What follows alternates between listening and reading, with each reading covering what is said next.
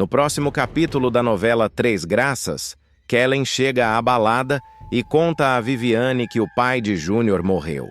A notícia deixa todos surpresos, principalmente por causa da relação conturbada entre pai e filho.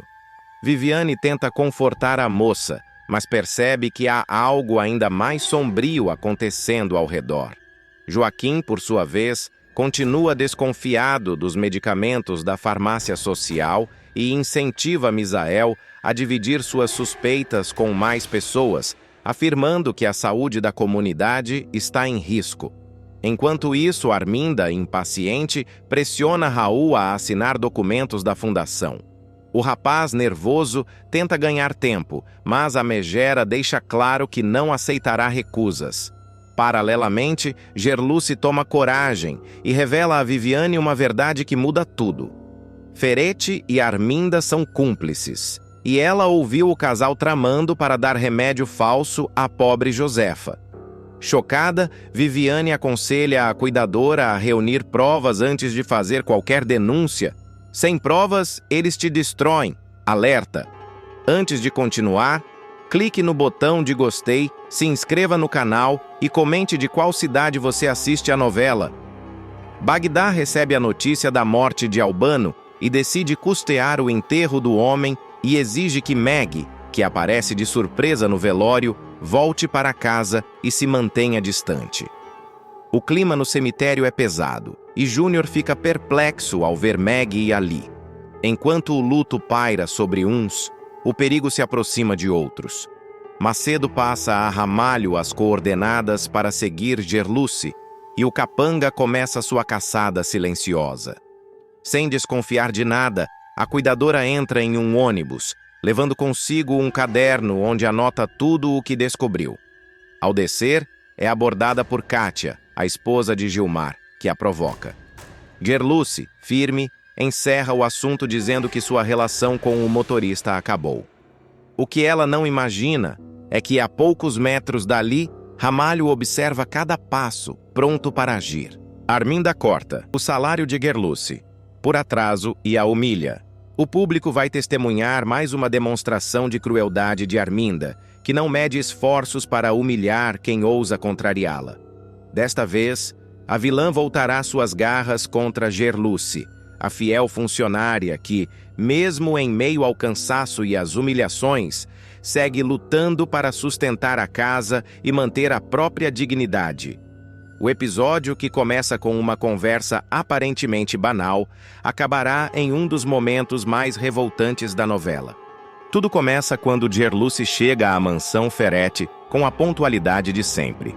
São 11h58 da manhã, e ela atravessa o portão de ferro com o avental dobrado nos braços e o olhar cansado, mas firme.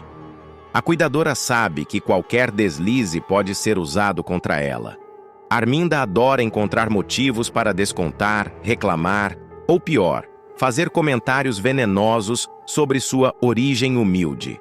Enquanto arruma o cabelo no espelho do corredor, Gerluce escuta risadas no salão. Arminda está sentada com Josefa, saboreando um café caro e espalhando veneno com o mesmo requinte de quem serve porcelana importada.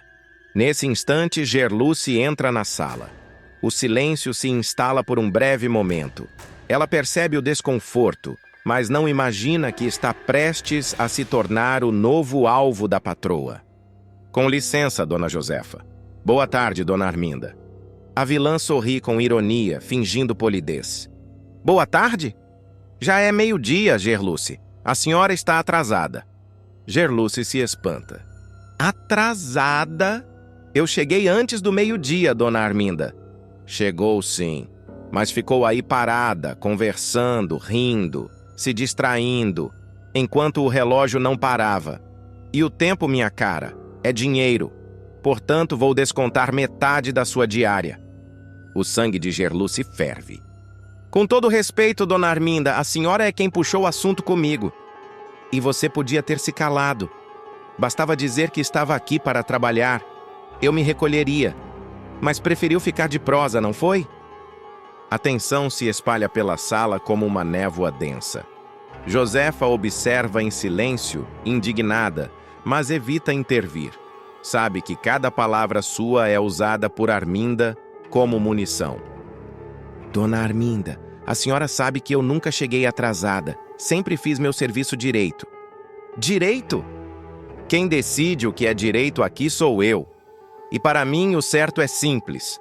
Passou do meio-dia, é tarde. E como você começou tarde, recebe menos. Questão de justiça. Gerluce tenta argumentar, mas a patroa não permite. Chega, Gerluce. Assunto encerrado. Hoje só metade da diária. E agradeça por eu não descontar mais, porque já estou cansada das suas caras de santa ofendida. As palavras cortam como navalha. A empregada engole o choro e abaixa a cabeça. A humilhação é tamanha que Josefa se levanta e tenta interceder. Arminda, por Deus, pare com isso. Essa mulher trabalha mais do que todas as suas funcionárias juntas. Mãe, não se meta. Aqui, quem administra a casa sou eu. E, se Gerluce não está satisfeita, pode ir embora. Gerluce respira fundo. Por um instante, pensa em largar tudo. Eu fico, dona Arminda, porque, diferente da senhora, eu não fujo do trabalho. A resposta deixa a vilã em fúria. Como se atreve a me desafiar dentro da minha casa? Josefa intervém de novo. Você ouviu o que ela disse, Arminda? E ouviu bem. Se há alguém fugindo do trabalho aqui, é você que vive de mandar e humilhar. Arminda aperta os punhos, mas, percebendo que não vencerá no grito diante da mãe, recua. Está bem, dona Josefa, mas aviso. Da próxima vez essa mulher não pisa mais aqui. Gerluce vai para a cozinha em silêncio. Lá, desaba. As lágrimas caem no avental enquanto ela limpa a pia. Cada palavra de Arminda ecoa em sua cabeça, como um lembrete cruel de que a dignidade custa caro. Enquanto isso, na sala, Josefa encara a filha com um olhar que mistura decepção e cansaço. Você ainda vai pagar caro por esse seu veneno, Arminda. A vida cobra, minha filha. E quando cobrar, não vai sobrar ninguém para te defender. Mas Arminda, cega pela arrogância, apenas dá um sorriso amargo. A vida cobra dos fracos, mamãe. Eu só cobro dos que me devem. No final da tarde, Ferete chega a casa. Arminda, teatral, corre até ele e se faz de vítima. Querido, você não imagina o que essa Gerluce me aprontou. Chegou atrasada, me respondeu, e ainda quis discutir. Uma funcionária insolente. Ferrete, distraído e mais preocupado com os negócios da fundação, mal lhe dá atenção. Resolva isso do seu jeito, Arminda. Desde que não me envolva, faça o que quiser. Satisfeita, a vilã sente que tem carta branca. Mas o que ela não imagina é que Gerluce, aos poucos, começa a despertar a compaixão de Josefa, e a idosa passará a enxergar na cuidadora a única pessoa de confiança dentro daquela casa envenenada. Nos bastidores da mansão, o clima ficará cada vez mais tenso. Gerluce, magoada, decidirá registrar suas horas de trabalho em um caderno escondido, como forma de provar os abusos que vem sofrendo. Essa simples atitude se tornará uma bomba relógio. O registro servirá como prova no futuro, quando Arminda for confrontada por suas injustiças. E o destino ainda reserva mais reviravoltas. Viviane descobrirá o ocorrido e incentivará Gerluce a não se calar. Você não é empregada, é ser humano, e ninguém tem o direito de te humilhar assim, dirá emocionada. A vilã ordenará que Macedo investigue os passos da cuidadora, desconfiando de que ela possa estar reunindo informações contra a fundação. A perseguição começa em silêncio, com olhares atravessados e sussurros nos corredores da mansão. A tensão entre patroa e empregada crescerá a cada capítulo. Arminda, obcecada pelo controle, tentará desmoralizar Gerluce diante dos outros funcionários, inventando boatos e plantando mentiras. Mas a verdade, como sempre, encontrará um jeito de emergir. E quando vier à tona, será devastadora. Nos próximos capítulos, o público verá Josefa tomar uma atitude inédita.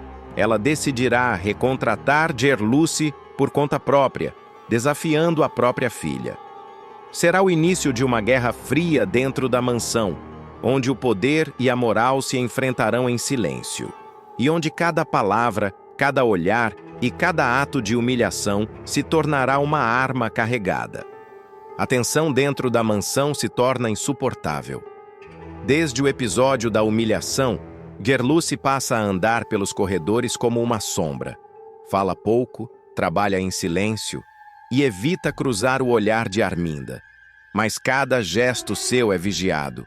A vilã paranoica sente que perdeu o controle da situação e começa a agir com mais crueldade ainda. Certa tarde, enquanto limpa o jardim, Gerluce é surpreendida por Arminda. "Está varrendo o quê? A terra não paga o seu salário, Gerluce. Vá limpar o corredor do andar de cima." "Já limpei, dona Arminda. O piso ainda está secando." "Secando? Pois vá enxugar com um pano. Aqui não tem tempo para esperar." Gerluce respira fundo e obedece. Mas quando vira as costas, Arminda murmura com desdém. "Pobres. Sempre acham que o suor apaga a origem." No dia seguinte, Viviane aparece na mansão para falar com Josefa sobre a fundação, mas acaba ouvindo parte da discussão entre mãe e filha. Josefa, cansada das grosserias, explode. "Você transformou esta casa num inferno, Arminda. Ninguém mais aguenta viver sob o seu comando." Viviane, ao ver Gerluce chorando na varanda, se aproxima e pergunta o que está acontecendo. A cuidadora hesita, mas decide falar. Conta tudo: as humilhações, os descontos, as ameaças veladas. Viviane fica indignada e garante que não vai deixar isso impune. O clima vai esquentar na Fundação Ferretti, e a mocinha Gerluce acabará colocando sua própria vida em risco. Movida pela curiosidade e pela crescente desconfiança de que há algo muito errado com os remédios distribuídos para a comunidade, ela resolverá investigar por conta própria, e o resultado será devastador. A descoberta que poderia salvar dezenas de vidas quase custará a dela. Tudo começará depois que Gerluce, preocupada com o estado de Josefa, decidirá voltar discretamente para verificar se está tudo bem, mas acabará testemunhando algo muito maior do que imaginava. Atrás da porta entreaberta, ela ouvirá cada palavra, e sua vida nunca mais será a mesma. Do outro lado da sala, Ferretti estará impaciente. "Essa velha está se tornando um problema, Arminda. Se ela abrir a boca, acaba com a gente", dirá ele, tomando um copo de uísque. Arminda responderá nervosa. "Ela é minha mãe, Ferretti. Eu não posso simplesmente deixá-la definhar." Mas o empresário, frio e calculista, cortará. "Pode sim. É simples. Corta os remédios dela. Assim ela piora rápido, fica senil, vira um vegetal, uma cenoura, um repolho, o que quiser chamar." Gerluce ficará em choque, contendo o fôlego. Arminda tentará argumentar, dizendo que a mãe não aceitaria ser privada dos remédios, mas Ferretti será ainda mais perverso. Então troca os remédios verdadeiros pelos falsos da fundação. "Não é isso que a gente faz com o resto desses doentes idiotas?" As palavras ecoarão como uma sentença. Gerluce, atônita, levará a mão à boca para não gritar.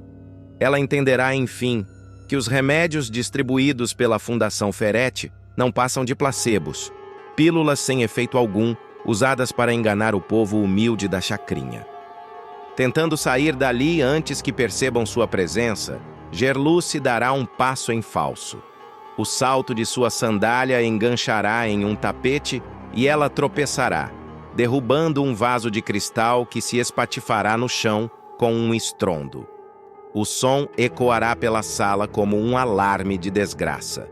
Ferretti e Arminda se entreolharão em pânico. "Tem alguém aí?" gritará ele, indo em direção à porta. Gerluce tentará correr, mas será flagrada no corredor, com o rosto pálido e o coração batendo descompassado. Eu só vim ver se a dona Josefa estava bem", balbuciará a moça, tremendo. Arminda, furiosa, tentará conter o nervosismo. "O que você ouviu, Gerluce?" "O que exatamente você escutou?" questionará. Gerluce mentirá desesperada. "Nada. Eu juro que não ouvi nada. Só ouvi que estavam falando sobre os remédios. Achei que fosse sobre outra coisa. Mas Ferete, desconfiado, avançará um passo e com o olhar ameaçador sussurrará. Não interessa se ouviu ou não, mas se abrir essa boca para alguém, você nem imagina o que eu sou capaz de fazer. A tensão será sufocante. Arminda tentará disfarçar, dizendo que foi apenas um mal-entendido, mas a expressão gelada de Ferete deixará claro que a moça está marcada. Para sair da situação, Gerluce apelará à única carta que tem, a confiança de Josefa. Nesse momento, a idosa chamará por ela, salvando-a de um possível ataque. Gerluce, venha aqui, minha filha! Gritará da sala ao lado. Arminda forçará um sorriso e dirá, vai lá, cuida dela. Depois a gente conversa. Ferete, porém, não deixará barato. Assim que Gerluce se afastar, ele se voltará para a amante. Essa aí sabe mais do que devia. Se você quiser evitar um escândalo, mantenha ela por perto. Finge que nada aconteceu. Perdoa o vaso, o prejuízo, o que for. Assim a gente vigia de perto. Arminda, assustada, assentirá. Você acha que ela vai falar? Perguntará. E Ferete, com o tom de quem dita o destino. Não agora, mas um erro, uma palavra errada. E eu mesmo dou um jeito. Nos dias seguintes, Gerluce viverá sob tensão. Cada vez que cruzar com Ferete pelos corredores da fundação, sentirá o coração apertar. Ele a cumprimentará com falsos sorrisos, enquanto a observa como um predador que ronda sua presa. Arminda, por sua vez, fingirá que está tudo bem, oferecendo-lhe café e tentando puxar conversa. Mas a mocinha saberá que é vigiada. Mesmo assim, decidirá agir.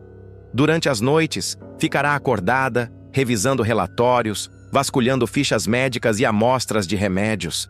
Seu instinto a dirá que precisa reunir provas antes que seja tarde demais. E, aos poucos, perceberá que dezenas de pacientes estão tomando substâncias adulteradas. Os comprimidos distribuídos pela fundação são falsificados, e a suposta cura que o projeto promete não passa de fachada para o enriquecimento ilícito de Ferete e Arminda. Enquanto isso, Ferete começará a suspeitar que a moça possa estar investigando. Em uma reunião secreta, ele dirá a Arminda: a mocinha anda perguntando demais. Se continuar assim, vai acabar se complicando. Arminda hesitará, mas o vilão insistirá. Ou ela está com medo, ou está planejando nos entregar. De qualquer forma, precisamos agir primeiro. O plano dele será armar uma emboscada para incriminar Gerluce. Ferete ordenará que um funcionário coloque uma caixa com medicamentos falsos na bolsa dela para que pareça envolvida no esquema. Quando o material for encontrado, a mocinha ficará em choque e todos acreditarão que ela fazia parte do golpe. Ferida pela injustiça e pela traição, Gerluce pensará em desistir, mas encontrará força em Joeli, sua filha, e em Viviane, sua amiga fiel. As duas a convencerão a não se calar. Eles podem ter dinheiro, mas você tem a verdade, e a verdade mais cedo ou mais tarde vem à tona, dirá Viviane. Determinada, Gerluce decidirá enfrentar os poderosos. Ela começará a gravar conversas escondidas, fingirá estar arrependida e se aproximará novamente de Arminda para arrancar confissões. Mas Ferete, sempre atento, perceberá algo estranho. Aquela mulher está tramando alguma coisa, comentará com Arminda, já tramando outro golpe. Em um dos capítulos mais intensos, Gerluce será surpreendida ao chegar em casa. Alguém terá vasculhado suas coisas. Em cima da mesa, uma mensagem escrita com batom vermelho. Fique quieta, ou sua filha será a próxima. Apavorada, ela entenderá que o inimigo está mais próximo do que imagina. A luta entre o bem e o mal na comunidade da Chacrinha atingirá seu ponto mais perigoso. E Gerluce, mesmo machucada e amedrontada, mostrará que não vai recuar. O cerco se fechará de vez. Gerluce, já exausta, tomará coragem para agir. Depois de sofrer com as ameaças e humilhações, ela entenderá que a única forma de sobreviver será enfrentar Ferete e Arminda com inteligência. Sem contar a ninguém, a moça decidirá preparar uma armadilha. Fingirá arrependimento, pedindo desculpas a Arminda por ter sido curiosa demais. O tom humilde e o olhar cansado convencerão a vilã, que acreditará ter recuperado o controle da situação. Eu quero apenas o meu trabalho de volta, dirá Gerluce, disfarçando o ódio com um sorriso. Ferete, satisfeito, aprovará o pedido, mas deixará um aviso sutil. Você volta, mas lembre-se, eu não perdoo 2 vezes. O que ele não imagina é que Gerluce já terá preparado uma cilada minuciosa. Em uma pequena caixinha escondida em sua bolsa, um gravador ficará ligado, pronto para registrar as falcatruas e ameaças que o empresário costuma fazer com total impunidade. Numa noite de festa beneficente na própria fundação, Ferete subirá ao palco para discursar sobre os avanços no tratamento gratuito para os mais necessitados. A plateia aplaudirá de pé, enquanto Gerluce, ao fundo, observará em silêncio, segurando o pequeno gravador escondido. Ela se aproximará do escritório onde Arminda estará sozinha e provocará a vilã com ironia. Sabe, doutora, é admirável como vocês conseguem enganar tanta gente com essa carinha de santos. Arminda reagirá nervosa. Do que você está falando, sua ingrata? Gerluce sorrirá. De remédios falsos, por exemplo. De gente que morre acreditando que está sendo curada. A megera, percebendo o tom desafiador, perderá o controle e começará a gritar, revelando tudo o que tentou esconder. Você acha que eu tenho culpa? Eles são burros, acreditam em tudo o que a gente diz. Isso aqui é negócio, Gerluce, negócio!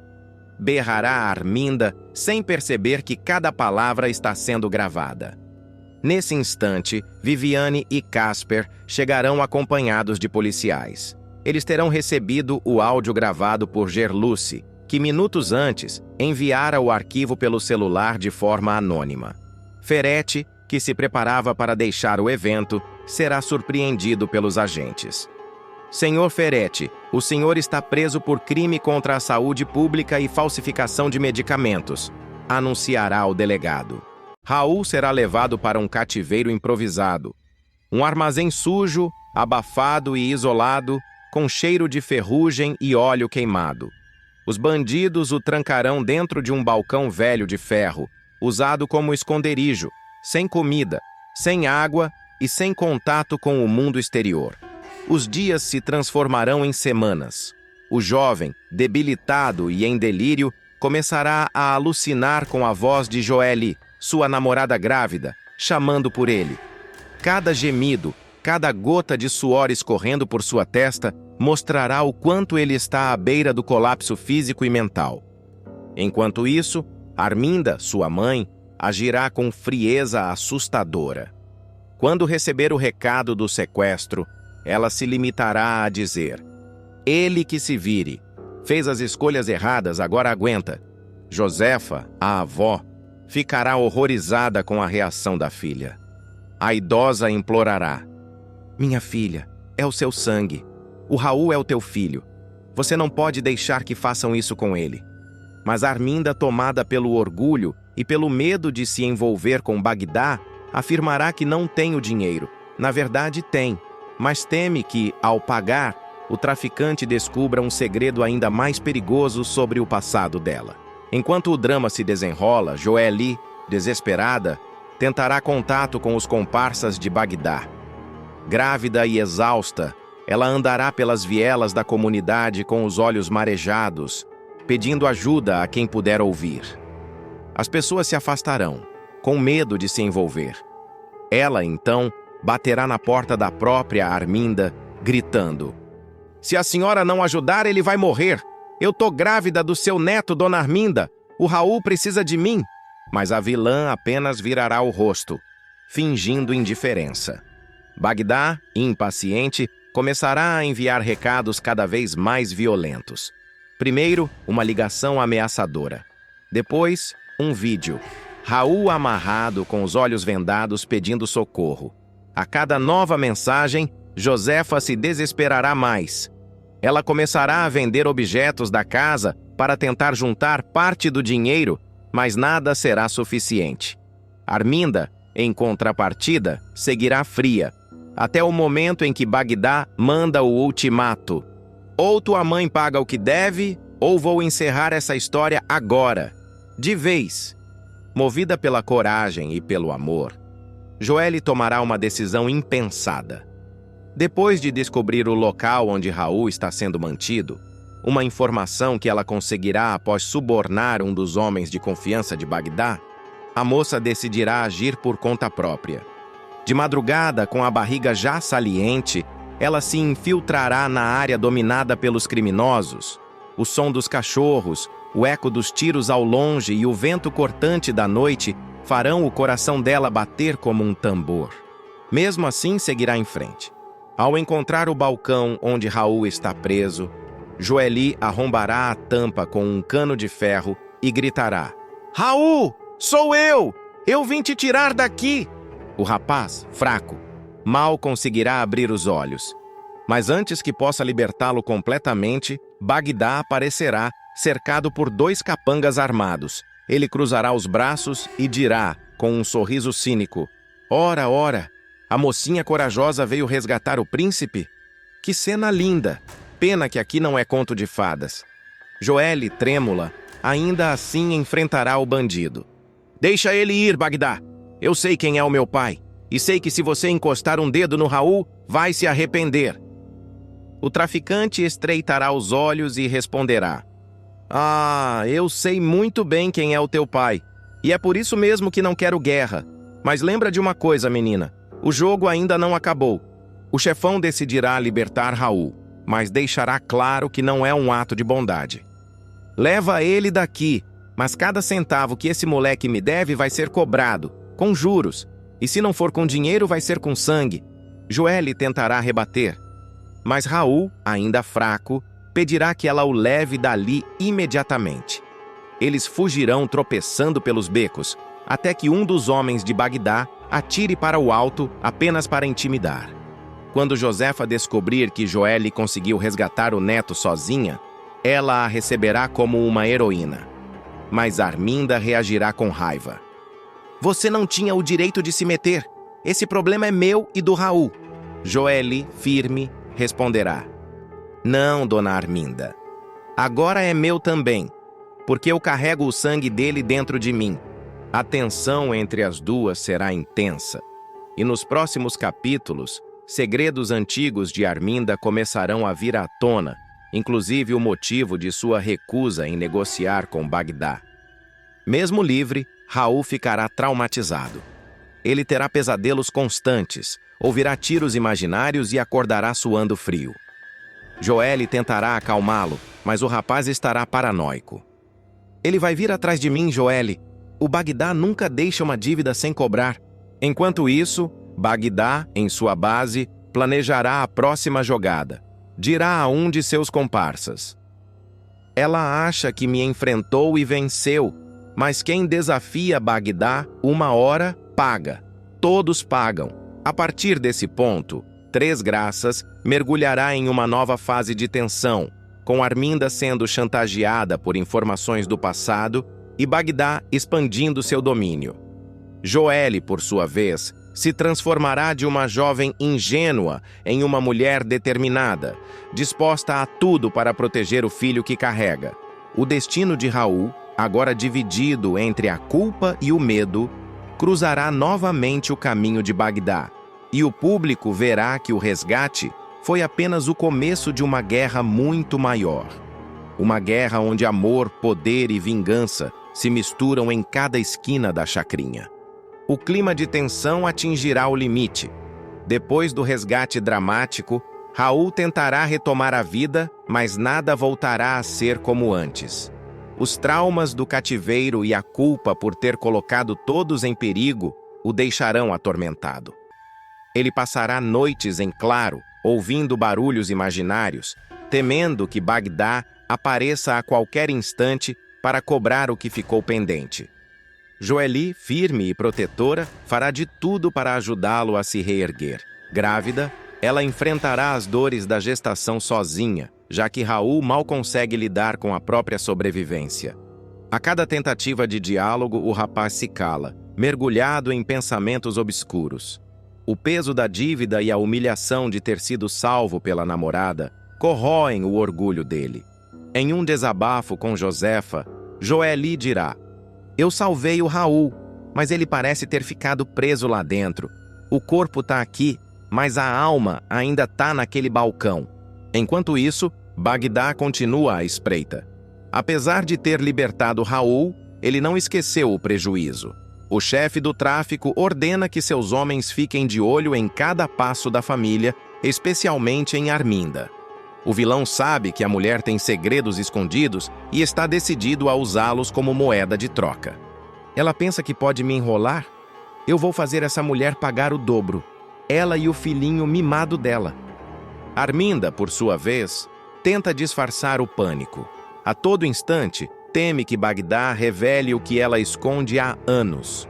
Uma dívida antiga que envolve lavagem de dinheiro feita em nome da própria empresa da família. O sequestro de Raul, na verdade, foi um aviso. Bagdá não queria só o dinheiro, queria lembrá-la de que o passado não foi esquecido. A tensão aumenta quando um envelope misterioso chega à mansão. Dentro, apenas uma fotografia. Raul amarrado no cativeiro, com uma frase escrita em vermelho. Ainda falta a segunda parte. Josefa entra em prantos e Arminda empalidece. Eles estão nos avisando. Isso ainda não terminou, diz ela com a voz trêmula. Enquanto isso, Raul, fragilizado, descobrirá que Joeli planeja negociar com Bagdá e, tomado pelo medo, decidirá agir sozinho. Sem avisar ninguém, ele vai até a comunidade disposto a resolver o problema com o pouco dinheiro que tem. A sequência será eletrizante. Os capangas o capturam e Bagdá o recebe com um sorriso perverso. "Você voltou, garoto. Eu sabia que não ia me deixar esperando." O clima fica tenso. Raul, desesperado, tenta convencer o traficante a aceitar metade da quantia, mas Bagdá não quer saber de acordos. O criminoso parte para cima dele e uma luta intensa começa. No meio da confusão, um tiro é disparado. O barulho ecoa por toda a favela. Joeli, que estava indo ao encontro, chega correndo e encontra Raul caído, ferido, mas ainda vivo. O desespero toma conta. Ela o segura nos braços e grita por socorro. Bagdá desaparece na escuridão, deixando apenas o rastro de sangue e um aviso. A guerra começou e agora ninguém mais está a salvo. Esse será o ponto de virada da trama. A partir daí, os capítulos mergulharão em um novo ciclo de vingança, revelações e tragédias. Raul lutará pela vida, Joeli enfrentará o peso das escolhas e Arminda será finalmente obrigada a pagar o preço de seus pecados. O público verá o início de uma batalha onde cada segredo revelado tem o poder de destruir uma família inteira. E no centro de tudo, Bagdá, o homem que move as sombras, continuará jogando, paciente, certo de que o verdadeiro sequestro ainda está por vir. O da própria consciência de quem ousou desafiá-lo. A vida de Joeli vai se transformar em um pesadelo sem volta. A jovem, que sonhava em criar seu bebê ao lado de Raul, vai ser empurrada para uma armadilha diabólica armada por Samira, uma mulher fria, manipuladora e disfarçada sob o verniz de filantropa exemplar. O que começa como um gesto de desespero acaba virando uma das maiores tragédias já vistas na novela Três Graças. Tudo começa quando Joeli, confusa e assustada com a gravidez, descobre que Raul está sendo caçado pelos homens de Bagdá, o temido chefão do tráfico na comunidade da Chacrinha. As dívidas do rapaz crescem a cada dia e a jovem percebe que não há saída fácil. Raul tenta esconder, promete resolver, mas a situação só piora. "Se eu não pagar, Joeli, eles vão vir atrás da gente", ele confessa, com o olhar desesperado. A frase fica martelando na cabeça dela, tirando-lhe o sono e a paz. Enquanto tenta lidar com o medo, Joeli é abordada por Samira, que aparece como um anjo salvador. Com o discurso afiado, ela oferece ajuda, dizendo ser amiga de Viviane e que conhece pessoas boas dispostas a dar uma vida confortável para o bebê. A proposta soa absurda no início, mas a vilã sabe o ponto fraco da moça: a vulnerabilidade emocional. Com doçura e falsos sorrisos, ela planta o veneno. Às vezes, amor é deixar alguém ir para ter o que a gente nunca poderia dar, diz Samira, com voz melosa e olhar de cobra. A jovem, acuada, começa a acreditar que está fazendo o melhor pelo filho. Ela imagina o bebê num berço de ouro, cuidado por pessoas com dinheiro e estabilidade. Mas o que ela não sabe é que Samira faz parte de uma rede clandestina de tráfico de bebês, ligada a poderosos da cidade e à Fundação Ferretti. Nos bastidores das campanhas de caridade e jantares beneficentes, Samira negocia vidas como quem vende mercadorias. Samira surge em cena vestida de elegância e prestígio. Todos acreditam que ela é uma chefe renomada que usa sua influência para financiar programas sociais. Sua estreia acontece durante um evento de gala da Fundação em que é homenageada como Mulher do Ano. A plateia aplaude de pé enquanto ela sorri com cinismo e saboreia o poder de enganar a todos. Nos bastidores, porém, a máscara cai. Em uma conversa sussurrada com um homem misterioso, ela revela sua verdadeira face. Tem mais um bebê a caminho. A mãe é ingênua, vai assinar sem ler. E o comprador já depositou o adiantamento, ela diz friamente, enquanto guarda o celular em uma bolsa de couro. A cena é cortante. O público percebe que Samira é muito mais perigosa do que parece. Pouco tempo depois, Samira se aproxima de Raul, fingindo interesse em ajudá-lo a quitar as dívidas. Ela promete apresentar um investidor, disposto a emprestar o dinheiro, mas a condição é simples e cruel. Joelle precisa assinar alguns papéis. A jovem, sem entender o que está acontecendo, é levada a um escritório escondido, onde tudo é preparado para parecer um processo de adoção legal. Ela assina sem ler, acreditando estar autorizando uma guarda temporária. Na verdade, acaba vendendo o próprio bebê. O destino da criança segue um rumo sombrio. O bebê é entregue a Lena, uma mulher rica e desesperada para ser mãe. Incapaz de engravidar, ela combina com Samira a compra do recém-nascido e passa a fingir uma gravidez diante da família e dos amigos. As cenas mostram Lena colocando uma almofada sob o vestido, fingindo enjoo e publicando fotos nas redes sociais enquanto escreve legendas emotivas sobre o milagre da vida. Quando o bebê nasce, Samira orquestra a entrega em uma clínica particular. Lena segura a criança nos braços, emocionada, e diz com voz trêmula: "Agora ninguém nunca vai me tirar o que é meu." A farsa se consolida. Ela anuncia o nascimento como se fosse dela, enganando o marido, os pais e toda a sociedade. Enquanto isso, Joelle começa a sentir o peso da culpa. Ela sonha com o bebê, ouve o choro ecoando pelas paredes e acorda no meio da noite gritando o nome da filha. Raul tenta acalmá-la, mas ele próprio está devastado. O casal briga, se culpa mutuamente e acaba se separando. A moça passa a vagar pelas ruas, arrependida e sem forças, enquanto Samira segue intocável, fingindo ser sua protetora. A tragédia se intensifica quando Gerluce, mãe de Joelle, descobre que a filha deu à luz, mas ninguém sabe onde está o bebê. Desconfiada das versões contraditórias, ela começa a investigar por conta própria. A enfermeira sente que há algo muito errado e decide agir.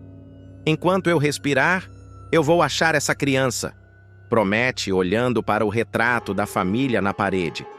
Gerluce começa a vasculhar os arquivos da Fundação Ferretti, fingindo interesse em um trabalho voluntário. Lá, ela encontra indícios de doações suspeitas e documentos falsificados. Um nome aparece repetidas vezes: Samira. Ligando os pontos, ela percebe que a mulher homenageada nas colunas sociais pode estar envolvida em algo muito maior do que se imagina. A partir daí, a história toma um rumo de investigação e tensão. A vilã, percebendo que Gerluce está se aproximando demais da verdade, passa a agir nas sombras. Em uma sequência sombria, ela manda um capanga seguir a enfermeira e interceptar suas ligações. Samira é fria, calculista e não tolera ameaças. Se ela descobrir, é o fim de tudo. E eu não cheguei até aqui para cair agora, dispara, com os olhos gelados. Enquanto isso, Joelle, consumida pelo arrependimento, decide confessar tudo à mãe. Em lágrimas, conta que assinou documentos sem entender e que Samira lhe prometeu dinheiro para ajudar o bebê. Gerluce fica em choque, mas transforma a dor em raiva e determinação.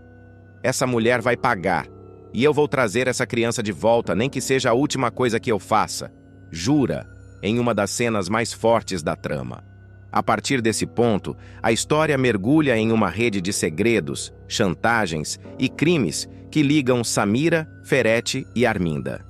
Aos poucos, o público descobre que o tráfico de bebês faz parte de um esquema muito mais amplo, que envolve lavagem de dinheiro e manipulação de registros hospitalares.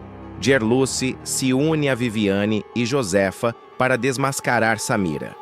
Elas descobrem que várias mulheres da comunidade foram enganadas da mesma forma, vendendo seus filhos em troca de promessas falsas de adoção.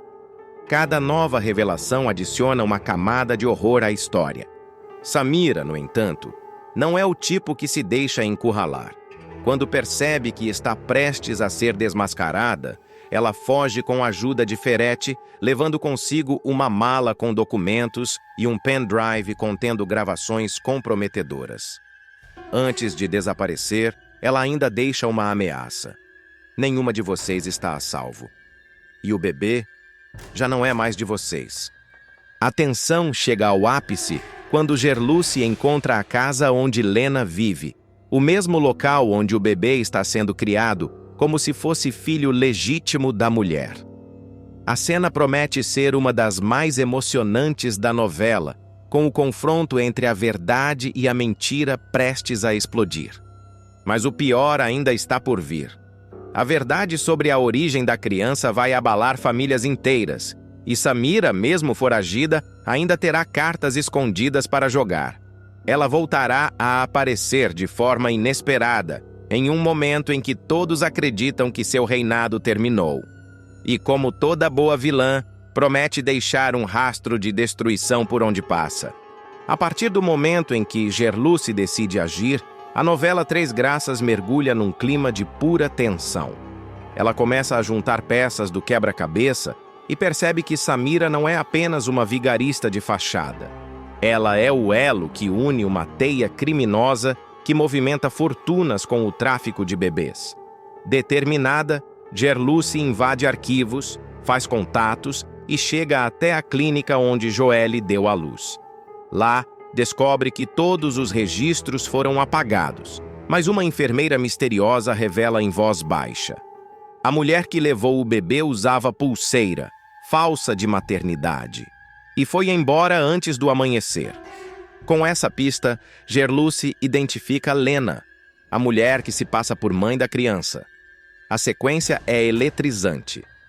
Gerluce se infiltra em um evento de gala promovido por Ferete e Samira, disfarçada de funcionária. No meio dos flashes e brindes, ela cruza o olhar com a vilã. E o silêncio entre as duas é de gelar o sangue. Samira entende que foi descoberta.